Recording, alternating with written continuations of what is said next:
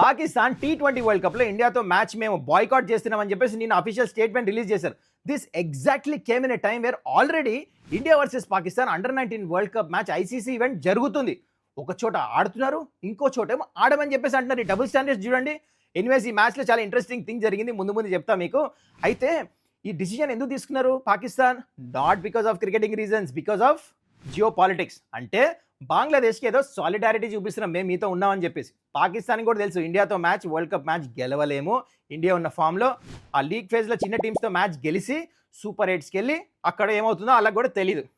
అయితే మనందరికీ తెలుసు India versus Pakistan world cup match most of the revenue generate చేస్తుంది బ్రాడ్కాస్టర్కి. దీనివల్ల డెఫినెట్లీ ఐసీసీ కూడా రెవెన్యూ హిట్ అవుతుంది. అయితే దీనివల్ల ఎవరికి ఎక్కువ లాసు?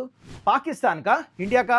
పాకిస్తాన్కి. ఎందుకంటే India revenue, most of the revenue వచ్చేది ఐపీఎల్ నుంచి, బైలాటరల్స్ నుంచి అండ్ ఐసీసీ నుంచి రెవెన్యూ ఎటు వస్తుంది. కానీ పాకిస్తాన్కి బిగ్ ఫైనాన్షియల్ హిట్ ఇది. ఆల్రెడీ చాలా రిపర్కషన్స్ ఉంటాయి. ఇది లాస్ట్ మినిట్లో క్యాన్సిల్ చేసిన without any reasons, tickets book అయిపోయినాయి అన్నీ. సో అందుకని ఐసీసీ వీళ్ళ మీద డెఫినెట్లీ యాక్షన్ తీసుకుంటుంది. And now coming to under-19 match చెప్పింది ఇందాక. 253 చేజ్ చేస్తున్నారు అండర్-19 వరల్డ్ కప్ మ్యాచ్ ఇది.